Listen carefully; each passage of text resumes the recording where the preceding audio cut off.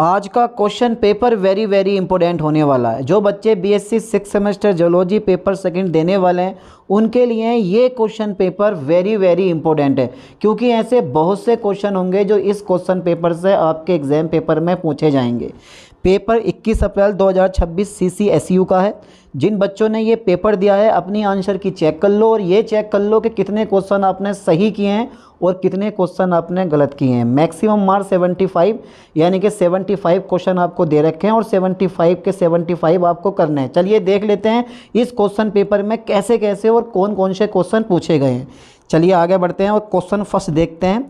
तो question first है पारिस्थितिकी जीवों और किसके बीच संबंध का अध्ययन है। Ecology is the study of relationship between organism. 4 option होते हैं, चारों अच्छे लगते हैं बट एक ऑप्शन राइट होता है। सी पे आप टिक लगा दो, इन्वायरमेंट यानी कि पर्यावरण। चलिए अगला क्वेश्चन देख लेते हैं। जनसंख्या घनत्व को कैसे व्यक्त किया जाता है। बी पे आप टिक लगाओ, प्रति इकाई क्षेत्रफल व्यक्ति। How is population density expressed individuals per unit area.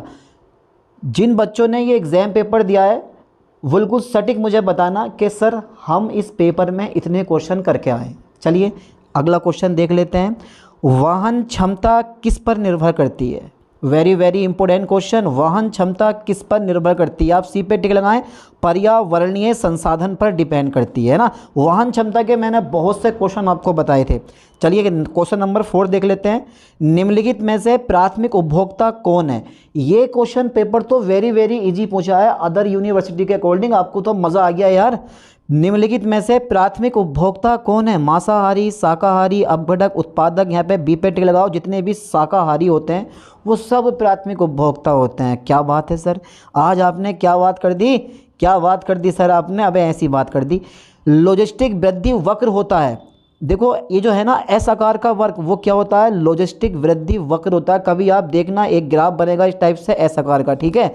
अरे यार you are very very intelligent, आपकी तरह कोई नहीं। चलिए अगला क्वेश्चन देख लेते हैं। क्वेश्चन नंबर 6 है। निम्नलिखित में से कौन सा खाद्य श्रृंखला की शुरुआत करता है। यार क्या पेपर है ये। अरे क्या पेपर है, तो वेरी वेरी इजी पेपर। निम्नलिखित में से कौन सा खाद्य श्रृंखला की शुरुआत करता है। उत्पादक या अपघटक, मांसाहारी या शाकाहारी। सी पे आप टिक लगा दो, उत्पादक, ठीक है। अबे पेड़ पौधे घास यही तो खाद्य श्रृंखला की शुरुआत करते हैं। क्वेश्चन नंबर 7 देखो। घास को खाया टिड्ढा ने, टिड्ढे को खाया मेंढक ने, मेंढक को खाया सांप ने। कि खाद्य श्रृंखला में द्वितीयक उपभोक्ता कौन है। तो घास जो है ना, वो जो घास है वो तो उत्पादक है, टिड्डा प्राथमिक उपभोक्ता और मेंढक जो है वो हमारा कौन सा है, द्वितीयक उपभोक्ता। अब यहाँ पे मेंढक ढूंढ लो कौन सा है, ये है सी नंबर मेंढकिया, ठीक है। चलिए अगला क्वेश्चन देखते हैं 8। वन खाद्य जाल में कौन सा प्राथमिक और द्वितीयक उपभोक्ता दोनों की भूमिका निभा सकता है। वन खाद्य जाल में कौन प्राथमिक और द्वितीयक उपभोक्ता दोनों की भूमिका निभा सकता है। In a forest food web which of the following can act as both primary and secondary consumer. हिरन, खरगोश, कौवा या घास। घास ये लग रहा है आपको, नहीं बेटा, कौवा जो होता, कौवा इज द राइट ऑप्शन। चलिए अगला क्वेश्चन देख लेते हैं। क्वेश्चन नंबर 9 देखो। एक पारितंत्र में केवल थोड़ी मात्रा में ऊर्जा एक पोषण। अबे आगे बढ़ो, बी पे लगा दो 10%। यही है ना। अबे यही तो है, बी पे 10% लगाओ। ये मैंने, अगर जिसने first second and third video मेरी देख रखी है ना वो बिल्कुल सही टिक लगा कर आया होगा 10% ऊर्जा का नियम। चलिए अगला क्वेश्चन देखते हैं। क्वेश्चन नंबर 10 है। Which ecological pyramid is always upright. कौन सा पारिस्थितिक पिरामिड हमेशा सीधा होता है। ऊर्जा का पिरामिड ढूंढ लो। सी पे आप टिक लगा दो मेरे दोस्तों। यार ये क्वेश्चन मेरे पढ़ाए हुए नहीं है, बताओ जरा। जो पढ़ाया वही आया। ये क्वेश्चन मैंने आपको पढ़ा रखे हैं, केवल 3 यूनिट पढ़ाई हैं और दूसरा पॉइंट एक पेपर सेट डाला है। अगर जिन बच्चों ने वो पढ़ रखा है ना अच्छे से पेपर करके आया होगा। चलिए नेक्स्ट देखते हैं। क्वेश्चन नंबर 11 है। तालाब पारितंत्र में जेब भार का पिरामिड सामान्यता कैसा होता है। तालाब पारितंत्र में जेब भार का पिरामिड सदैव सामान्यता कैसा होता है। तो वो ध्यान देना हमेशा कैसा होता है, उल्टा होता है। चलिए क्वेश्चन नंबर 12 पढ़ते हैं। कार्बन चक्र में कौन सी प्रक्रिया कार्बन डाइऑक्साइड को पुनः वायुमंडल में छोड़ती है। प्रकाश संश्लेषण का नाम सुना है आपने। अरे प्रकाश संश्लेषण का नाम सुना है? हाँ सुना है। श्वसन का नाम सुना है? हाँ ये भी सुना है। नाइट्रोजन स्थिरीकरण का नाम बाष्पोत्सर्जन। तो जो ये श्वसन होता है ना, ये ऑक्सीजन के जरिए ऑक्सीजन लेने के बाद कार्बन डाइऑक्साइड क्या करता है, बाहर छोड़ता है। ठीक है, श्वसन तो होता है। चलिए क्वेश्चन नंबर 13, निम्नलिखित में से कौन सी मानव गतिविधि वायुमंडल में कार्बन डाइऑक्साइड की वृद्धि में महत्वपूर्ण योगदान देती है? निम्नलिखित में से कौन सी मानव गतिविधि वायुमंडल में कार्बन डाइऑक्साइड की वृद्धि में महत्वपूर्ण योगदान देती है? वनीकरण, जीवाश्म ईंधनों का दहन, जल संरक्षण, फसल चक्रण। तो 13 का बी पे आप टिक लगा दो, जीवाश्म ईंधनों का दहन, यही तो है राइट ऑप्शन। अरे यार तुमसे बढ़ के कोई चीज़ है? एक क्वेश्चन तो ऐसे फटाफट तेजी से अपने माइंड से ही आपने लगा दिए होंगे। चलिए, निम्नलिखित में से कौन सा समुदाय में प्रजाति समृद्धि को दर्शाता है? प्रजाति समृद्धि को दर्शाता है किसी प्रजाति के विशिष्टियों की संख्या, उपस्थित विभिन्न प्रजातियों की संख्या, एक प्रजाति का प्रभुत्व और उत्पादकों की प्रचुरता। उत्पादकों की प्रचुरता। तो बी पे आप टिक लगा दो, उपस्थित विभिन्न प्रजातियों की संख्या। ठीक है, चलिए अगला क्वेश्चन देखते हैं। Which organism are the first to colonise, यानी कि colonise a bare area in succession. अनुक्रमण में नगन क्षेत्र पर सबसे पहले कौन से जीव बसते हैं? अग्रगामी प्रजातियां, चरम प्रजातियां, द्वितीयक प्रजातियां, ये प्रभुत्वशाली प्रजातियां। राइट ऑप्शन ए पे टिक लगा दो, अग्रगामी प्रजातियां जो होती हैं। ठीक है, चलिए अगला क्वेश्चन देख लेते हैं। बहुत बढ़िया दमदार क्वेश्चन है। अनुक्रमण का कौन सा चरण एक स्थिर समुदाय की ओर ले जाता है?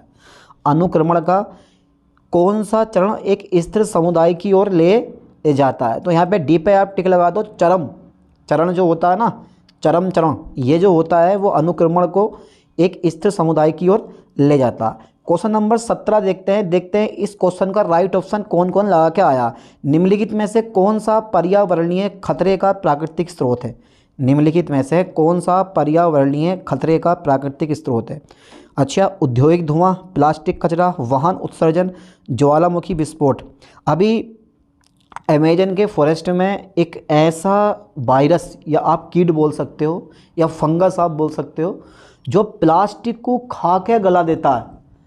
समझो, प्लास्टिक को खा के क्या कर देता है, गला देता है। ऐसा वायरस जो प्लास्टिक को खाने वाला है, ये समझो आप। तो निम्नलिखित में से कौन सा पर्यावरणीय खतरे का प्राकृतिक स्रोत है? तो यार इसमें से राइट ऑप्शन कौन सा लगा दें, आप बता दो, ज्वालामुखी विस्फोट। ठीक है, चलो अगला क्वेश्चन देखते हैं। क्वेश्चन नंबर 18 है, कौन सी गतिविधि वायु प्रदूषण का प्रमुख स्रोत है? कौन सी गतिविधि वायु प्रदूषण का प्रमुख स्रोत है? तो वायु प्रदूषण का प्रमुख स्रोत जो है ना, वो वृक्षारोपण, अरे नहीं यार, वर्षा वायु प्रदूषण का प्रमुख सोर्स है ना। जीवाश्म ईंधन का दहन, ओहो यही राइट ऑप्शन है, सी पे टिक लगा दो, जीवाश्म ईंधन का दहन, है ना। जितना भी ये पेट्रोल डीजल आप लोग यूज़ कर रहे हैं ना, यहाँ इसमें से जो धुआं निकल रहा है वही तो प्रदूषण है, ज़्यादातर वही तो प्रदूषण हो रहा है। चलिए क्वेश्चन नंबर 19 देखते हैं। कौन सा स्रोत का संयोजन वैश्विक उष्मीकरण के खतरे में सबसे अधिक योगदान देता है? कौन सा स्रोत का संयोजन वैश्विक उष्मीकरण के खतरे में सबसे अधिक योगदान देता है? ए पे टिक लगा दो, वनों की कटाई और ग्रीन हाउस इफेक्ट, यानी कि ग्रीन हाउस उत्सर्जन, ग्रीन हाउस गैस उत्सर्जन। क्वेश्चन नंबर 20 देखते हैं। वाह क्या बात है। निम्नलिखित में से कौन सा मानव जनित मीथेन उत्सर्जन का प्रमुख स्रोत है? मानव जनित मीथेन उत्सर्जन का प्रमुख स्रोत है तो पशुधन का आंतरिक किण्वन, क्या लग रहा है? मीथेन उत्सर्जन का प्रमुख स्रोत है, ध्यान दो बेटा, मीथेन उत्सर्जन का प्रमुख स्रोत है पशुधन का आंतरिक किण्वन, यानी कि जो गोबर मान के चलो, आपने सुना ना गोबर गैस में मेथेन की मात्रा 55 से 75% होती है। सबसे अधिक मेथेन गैस होती है, फिर हाइड्रोजन सल्फाइड वगैरह आ जाती है, और भी हाइड्रोजन गैसें आ जाती हैं। ठीक है, कई गैसें और भी वहाँ पे पाई जाती है गोबर गैस में। तो सबसे ज़्यादा मात्रा में मेथेन गैस उत्पन्न होती है, तो ए पे आप टिक लगा दो। ठीक है, यही इसका राइट ऑप्शन है। चलिए अगला क्वेश्चन देखते हैं। क्वेश्चन नंबर 21, कार्बन डाइऑक्साइड लगा दो बेझिझक। कहीं है इसमें कार्बन डाइऑक्साइड? नहीं है ना। ओजोन परत है तो क्लोरोफ्लोरोकार्बन होगी, ये तो पता ही है आपको। अगर ग्रीन हाउस प्रभाव है तो कार्बन डाइऑक्साइड होगी, और अगर ओजोन परत का क्षय है तो वहाँ पे क्लोरोफ्लोरोकार्बन होगी। बिना पढ़े डी पे आप टिक लगा दो, क्लोरोफ्लोरोकार्बन। ये पृथ्वी सतह से समताप मंडल में 20 किलोमीटर ऊपर, ध्यान देना, पृथ्वी सतह से 20 किलोमीटर ऊपर समताप मंडल में ओजोन परत पाई जाती है। और ये जो क्लोरोफ्लोरोकार्बन होती है ना, इतनी दमदार और टिकाऊ गैस होती है कि 20 किलोमीटर की दूरी तय करके ओजोन परत का क्षरण कर देती है। जबकि अन्य गैसों के बस की बात नहीं है। जो क्षोभ मंडल होता है ना 10 किलोमीटर तक, अन्य गैसें वहीं पर रह के मजा ले ला के जो भी अपने वायुमंडल में फैल जाती हैं, लेकिन ये एकमात्र ऐसी गैस है जो 20 किलोमीटर तक की डिस्टेंस तय कर लेती है। ये लगा लो अंदाजा। क्लोरोफ्लोरोकार्बन उत्पन्न किससे होती है? फ्रिज हो गया, रेफ्रिजरेटर हो गया, इसमें फ्रेन 11 फ्रेन 12 का यूज होता है और वहां से ये गैस उत्पन्न होती है और सीधे ओजोन परत पर धाएं धूं कर देती है। चलिए अगला क्वेश्चन देख लेते हैं 22। निम्नलिखित में से क्वेश्चन मत पढ़ो, सिर्फ आंसर लगा दो। CO2 ढूंढ लो। अरे इसमें CO2 तो है ही ना। हाँ, नाइट्रोजन का ऑक्साइड ढूंढ लो, N2 हो सकता है। 22 का राइट ऑप्शन कौन सा है? यहाँ पे ऑक्सीजन। निम्नलिखित में से कौन सी ग्रीन हाउस गैस नहीं? अरे यार नहीं पूछा ना, नहीं। हाँ ठीक है, वेरी वेरी इंपॉर्टेंट क्वेश्चन है। देखो निम्नलिखित में से कौन सी ग्रीन हाउस गैस नहीं है, तो वो ऑक्सीजन जो है ना वो ग्रीन हाउस गैस नहीं है। अगर यहाँ पे कार्बन डाइऑक्साइड होता, जैसे निम्नलिखित में से ग्रीन हाउस गैस है, कार्बन डाइऑक्साइड भी है, नाइट्रोजन यानी कि नाइट्रस ऑक्साइड भी है, नाइट्रोजन डाइऑक्साइड भी है, सब ग्रीन हाउस गैसें होती हैं, बस ऑक्सीजन को छोड़ दो। ठीक है, चलिए अगला क्वेश्चन देख लेते हैं। Question number 23। क्वेश्चन पढ़ो यार। अम्लीय वर्षा जलीय पारिस्थितिक तंत्र को मुख्य रूप से किस प्रकार की क्षति पहुंचती है? किस प्रकार की क्षति पहुंचती है? सी पे आप टिक लगा दो, pH घटाकर और विषैले धातुओं को गतिशील बनाकर। ठीक है, चलिए क्वेश्चन नंबर 24 देख लेते हैं। निम्नलिखित में से कौन सी गैस अम्लीय वर्षा निर्माण और कणीय प्रदूषण दोनों में योगदान देती है? वेरी वेरी इंपॉर्टेंट क्वेश्चन यार। आपने जो मैंने पेपर डाले थे और जो जितने भी मैंने लेक्चर डाल रखे हैं जूलॉजी पेपर सेकंड के, अगर आप सब ने वो देख के एग्जाम पेपर देने गए हो ना, आई होप कि कम से कम बता रहा हूँ 40 से 45 क्वेश्चन आपको मिल जाएंगे उन्हीं से। चलिए देखते हैं। तो यहाँ पे देखो, तो सल्फर डाइऑक्साइड का नाम सुना है, डी पे टिक लगा दो। यही गैस जो है ना वो अम्लीय वर्षा का सबसे बड़ा कारण होती है। चलो अगला क्वेश्चन देखते हैं 25। वायुमंडल में कौन सा क्षेत्र ओजोन परत को समाहित करता है जो जीवन को हानिकारक UV विकिरण से बचाता है? समताप मंडल, बी पे आप टिक लगा दो, जो मैंने बताया था पर अभी। 26 देखते हैं। कौन सी अंतर्राष्ट्रीय संधि विशेष रूप से ओजोन क्षयकारी पदार्थों को समाप्त करने के लिए बनाई गई है? मॉन्ट्रियल प्रोटोकॉल का नाम सुना है? कौन सी संधि है, जल्दी बताओ। तो ये बस मॉन्ट्रियल प्रोटोकॉल है जो कि अंतर्राष्ट्रीय संधि विशेष रूप से ओजोन क्षयकारी पदार्थों को समाप्त करने के लिए बनाई गई है। Montreal protocol is the right option. 26 का ए नंबर। ठीक है, चलिए 26 अब 27 लग जाएगा। 27 देखो। भूमि से लेकर वायुमंडल की ऊपरी सतह तक वायु स्तंभ में ओजोन की मोटाई में मापा जाता है। ओजोन की मोटाई किस चीज़ में मापी जाती है आपको ये बताना है। कुल मिलाकर बात ये है, तो वो मापी जाती है डॉप्सन इकाई यानी कि DU में मापी जाती है। ठीक है, 28 देखते हैं। Which of the following gases contributes the most to global warming? Carbon dioxide डाल दो। निम्नलिखित में से कौन सी गैस वैश्विक उष्मीकरण में सबसे अधिक योगदान देती है? ग्लोबल वार्मिंग में सबसे अधिक देने वाली 28 का सी नंबर टिक लगा दो, बेझिझक। तो यार जो मैंने बताया ना आपको, देखो आ रहे हैं क्वेश्चन, सब वही क्वेश्चन रिपीट हो रहे हैं। चलिए 29 देखते हैं। वैश्विक तापमान में वृद्धि किस वेक्टर जनित रोग के प्रसार को बढ़ाती है? किस वेक्टर जनित रोग के प्रसार को बढ़ाती है? वो है तुम्हारे पास मलेरिया। जितने भी विश्व युद्ध वगैरह हुए हैं ना, सबसे ज़्यादा संख्या जो होती है, क्योंकि युद्ध के बाद गर्मी सिंपल सी बात है फैलेगी और ये मलेरिया जो रोग होता है ना वो उत्पन्न होता है। उसी के चक्कर में 1939 में जो विश्व युद्ध वगैरह हुए थे ना, तो 1939 में ये जो नाम होता है ना DT पाउडर का, आपने नाम सुना होगा, DDT, डाइक्लोरो डाइफ्लोरो ट्राइक्लोरोएथेन, P, डाइक्लोरो डाइफ्लोरो ट्राइक्लोरोएथेन। सफ़ेद रंग का पाउडर आता, जल में घुलता नहीं है। ठीक है, खेतों में इसका छिड़काव कभी कभी कर दिया जाता छोटे मोटे कीड़ों को खत्म करने के लिए। सफ़ेद रंग का पाउडर होता। तो 1950 में युद्ध के बाद जब युद्ध हुआ, द्वितीय विश्व युद्ध 1942 वगैरह में, तो उसके बाद जो ये मलेरिया रोग फैला, उसको ख़त्म करने के लिए DDT पाउडर का सबसे ज़्यादा यूज़ किया गया। फिर उसके बाद में उन्होंने खेती में जड़ पकड़ ली, खेती में आने लगा। पर इसकी वजह से प्रदूषण ज़्यादा होता था तो रोक दिया गया, बोले ख़त्म कर दो, इसको बैन कर दो, तो ख़त्म कर दिया गया देशों में। पर कुछ देशों में अब भी ये चलित है। चलिए क्वेश्चन नंबर 30 देखते हैं। तो ध्यान देना है, वेक्टर जनित रोग के प्रसार को बढ़ाती है मलेरिया को हमेशा। क्वेश्चन नंबर 30 है हमारा। जलवायु परिवर्तन से जुड़ी बाढ़ की घटनाएं अक्सर किस रोग के प्रकोप का कारण बनती हैं? जलवायु परिवर्तन से जुड़ी बाढ़ की घटनाएं अक्सर किस रोग के प्रकोप का कारण बनती हैं? तो बनती तो हैं यार, अतिसार रोग। ठीक है, अतिसार रोग इज़ द राइट ऑप्शन। चलिए अगला क्वेश्चन देखते हैं 31। निम्नलिखित में से कौन सा रोग मानव में अल्ट्रावायलेट UV विकिरणों के कारण होता है? मलेरिया, क्षय रोग, कौन सा होता है? जल्दी बताओ बेटा फटाफट तेजी से, जल्दी। जल्दी, क्षय रोग, इन्फ्लुएंजा, या फिर डी पे टिक लगा दो स्नो ब्लाइंडनेस। ठीक है। क्वेश्चन नंबर 32 देखते हैं। ओजोन परत के क्षय से संबंधित मॉन्ट्रियल प्रोटोकॉल कब हस्ताक्षरित किया गया? भाई ये क्वेश्चन थोड़ा सा इनने हटके पूछा है, सी पे टिक लगा दो 1987 में। ठीक है। क्वेश्चन नंबर 33 देखो, जलवायु परिवर्तन से जूनोटिक रोगों की घटनाएं क्यों बढ़ती हैं? जलवायु परिवर्तन से जूनोटिक रोगों की घटनाएं क्यों बढ़ती हैं? शहरीकरण में वृद्धि, पशुओं और वाहकों के आवास में परिवर्तन, बेहतर स्वास्थ्य सुविधाएं, वर्षा में कमी। यहाँ पे बी पे टिक लगाओ, पशुओं और वाहकों के आवास में परिवर्तन। ठीक है। 34 देखो, पारिस्थितिक अनुक्रमण शुरू होता है समुदाय से, नग्न क्षेत्र से, वन से, क्लाइमेक्स से। क्या लग रहा है आपको? सी पे आप टिक लगा दो, नग्न क्षेत्र से। ठीक है। चलिए अगला क्वेश्चन देखते हैं 35। भोपाल गैस त्रासदी में कौन सी गैस शामिल है? भोपाल गैस त्रासदी में कौन सी गैस शामिल है? ये एग्जाम पेपर में पूछा जाता है। किस सन में हुई ये भी पूछा जाता है, कौन सी गैस शामिल है ये भी पूछा जाता है। ठीक है। तो कई क्वेश्चन, अब भोपाल गैस त्रासदी किस सन में हुई थी? बहुत से लोग मारे गए थे बेचारे यार। तो डी पे आप टिक लगा दो, मिथाइल आइसोसाइनेट। ठीक है। Methyl isocyanate is a right option. Bhopal gas त्रासदी कब हुई थी? भोपाल गैस त्रासदी कब हुई थी? ए पे आप टिक लगा दो, दिसंबर 1984 में। ठीक है। चलिए क्वेश्चन नंबर 37 है। कौन सा पारिस्थितिक नियम कहता है कि वृद्धि सबसे दुर्लभ संसाधन द्वारा नियंत्रित होती है? कौन सा पारिस्थितिक नियम कहता है कि वृद्धि सबसे दुर्लभ संसाधन द्वारा नियंत्रित होती है? तो यार वो नियम कौन सा होना चाहिए?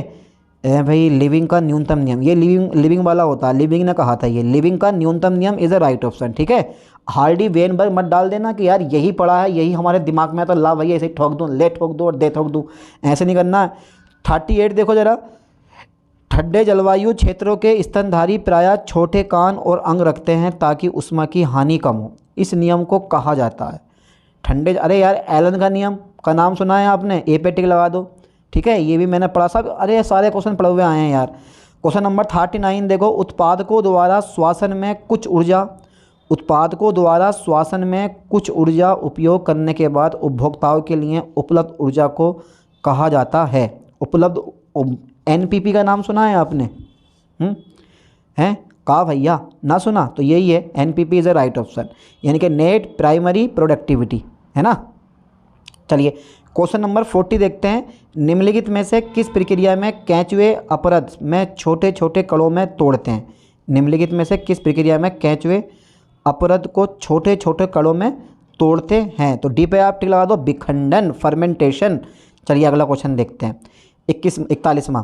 प्रत्येक पोषण स्तर में किसी विशेष समय पर जीवित पदार्थ का निश्चित द्रव्यमान किस शब्द से व्यक्त किया जाता है? क्वेश्चन नंबर 41 है। प्रत्येक पोषण स्तर में किसी विशेष समय पर जीवित पदार्थ का निश्चित द्रव्यमान किस शब्द से व्यक्त किया जाता है? ए पे आप टिक लगा दो, स्थायी फसल से। ठीक है। स्थायी फसल इज़ अ राइट ऑप्शन। अब जेब भार मत ठोक देना, कभी जेब भार लगा दो। ठीक है। चलिए अगला क्वेश्चन देख लेते हैं। Question number 42। निम्नलिखित में से हाइड्रोस्फीयर में अग्रदूत कौन होता है? निम्नलिखित में से हाइड्रोस्फीयर में अग्रदूत कौन होता है? अग्रदूत कौन होता है? अग्रदूत होता तो है पर होता कौन है? डी पे आप टिक लगाओ, फाइटोप्लांट, यानी कि फाइटोप्लांक्टन। ठीक है, इज़ अ राइट ऑप्शन। ये क्वेश्चन भी मैंने करवा रखा है, देखो सब तुम्हारे याद आते रहेंगे जो मैंने क्वेश्चन करवा रखे हैं।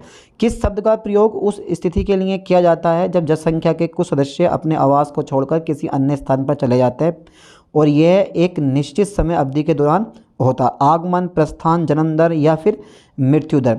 तो यहाँ राइट ऑप्शन जो है ना, बी पे टिक लगाओ, उसको बोला जाता है प्रस्थान, है ना, प्रस्थान तो बोला जाता है। क्वेश्चन नंबर 44 देखते हैं। निम्नलिखित में से कौन सा परस्परवाद का सही निरूपण है? निम्नलिखित में से कौन सा परस्परवाद का सही निरूपण? अब आपको परस्परवाद के बारे में पता होना चाहिए, तभी आप इसका राइट ऑप्शन बता पाओगे। सी पे टिक लगा दो, प्लस प्लस दोनों। ठीक है। क्वेश्चन नंबर 45 देखते हैं आज कौन कौन इसका राइट ऑप्शन देगा। Which rhythm is link to annual migration in birds? यानी कि कौन सी लय पक्षियों के वार्षिक प्रवास से जुड़ी होती है? स्कैल्डियन, चंद्रमा, वार्षिक, ज्वारीय। अरे यार ये भी कोई क्वेश्चन है, ये भी कोई क्वेश्चन है। सी पे आप टिक लगा दो, वार्षिक। ठीक है, 45 का सी नंबर। चलिए अगला क्वेश्चन देखते हैं 46। पशुओं के व्यवहार के अध्ययन को क्या कहा जाता है? सी पे आप टिक लगाओ, एथोलॉजी।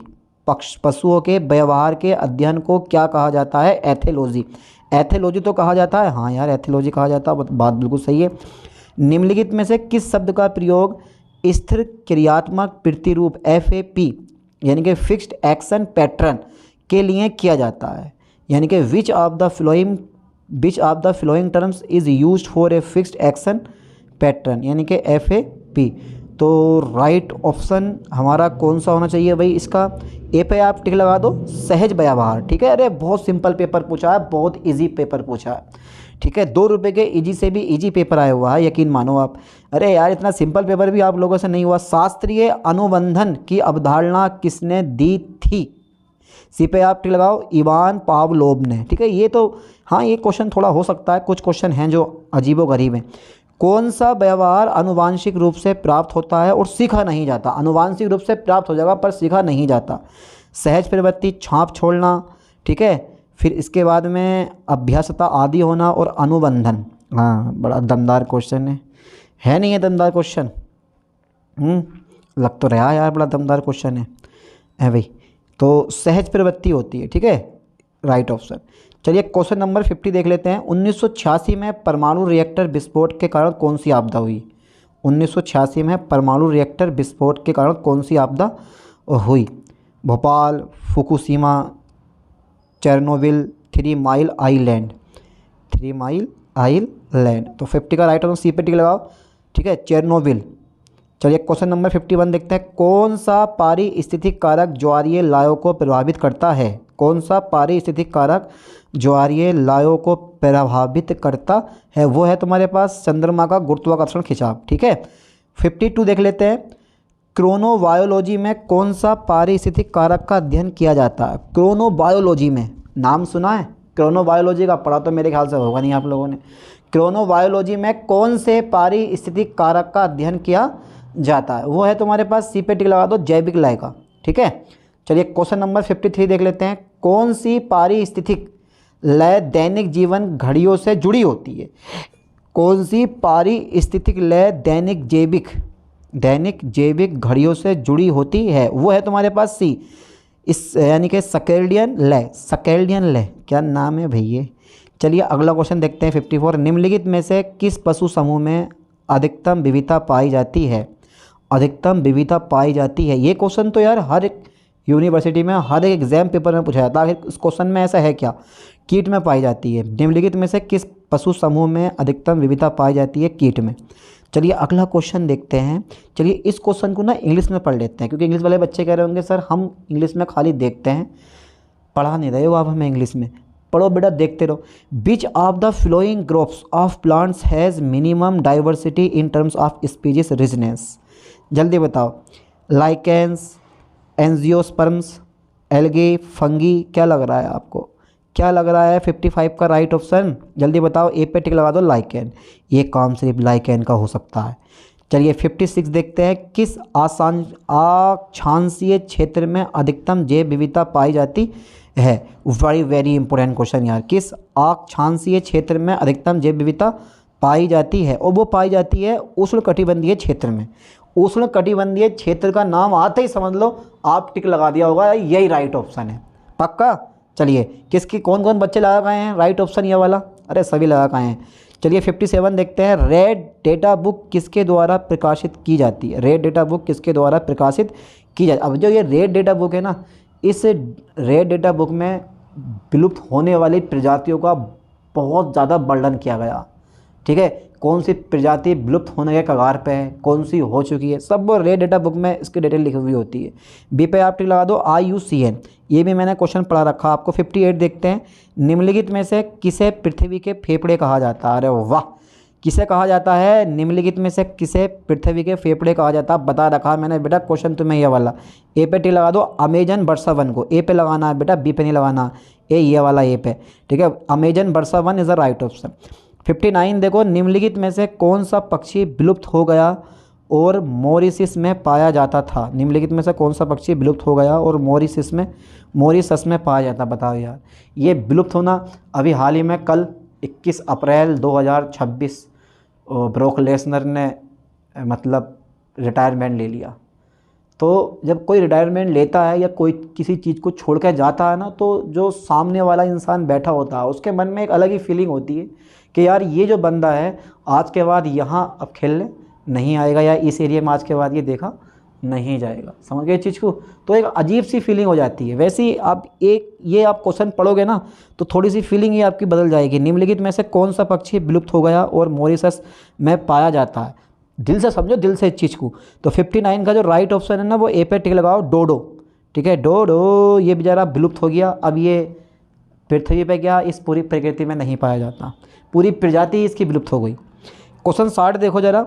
पारितंत्र के प्रजातियों की विविधता के महत्व को समझने के लिए रिवेट पॉपर परिकल्पना किसने प्रस्तुत की? तो इतना बड़ा क्वेश्चन है, दोबारा नहीं पढ़ूंगा, एक बार धोखा खा चुका हूँ, दोबारा नहीं खाऊंगा, है भाई। तो 60 का राइट ऑप्शन डी पे आप टिक लगा दो, पॉल एहरलिच ने। ठीक है, Paul Ehrlich is a right option. दिख रहा है आप लोगों को? अरे क्यों ना दिखेगा यार, इतनी बड़ी बड़ी आंखें दी हैं गॉड ने आपको। रेड डेटा बुक किसके द्वारा प्रकाशित की जाती है? वो क्वेश्चन रिपीट हो गया, बी पे टिक लगा दो, IUCN द्वारा। चलिए 58 देखते हैं। निम्नलिखित में से किसे पृथ्वी का फेफड़ा कहा जाता है? फिर से क्वेश्चन अगेन रिपीट हुआ, अमेजन वर्षावन को। चलिए 59 ये मैंने करवा दिया, 60 भी मैंने करवा दिया है, पॉल एहरिच पेपर रिपीट हुआ है। क्वेश्चन नंबर 61 देखो, वन्य जीव संरक्षण का उद्देश्य क्या है? वन्य जीव संरक्षण का उद्देश्य क्या है? तो वन्य जीव संरक्षण का उद्देश्य पशुओं को पालतू बनाना है। अरे यार क्या क्या ऑप्शन देते हैं? बी पे टिक लगाओ, प्राकृतिक जनसंख्या की रक्षा करना। ठीक है, क्वेश्चन नंबर 62 देखो, निम्नलिखित में से कौन सा इन सीटू संरक्षण का उदाहरण नहीं है? इन सीटू संरक्षण का उदाहरण नहीं है, ये ध्यान देना। ए पे टिक लगाओ, वन्य जीव सफारी जो है ना वो इन सीटू संरक्षण का उदाहरण नहीं है। 63 देखो, निम्नलिखित में से कौन सा शब्द उस प्रजाति के लिए प्रयोग होता है जो केवल एक विशेष क्षेत्र में पाई जाती है और कहीं और नहीं मिलती है? संकटग्रस्त प्रजाति, स्थानिक प्रजाति या फिर विदेशी प्रजाति? क्या लग रहा है आप लोगों को? सी पे आप टिक लगा दो, स्थानिक प्रजाति इज द राइट ऑप्शन।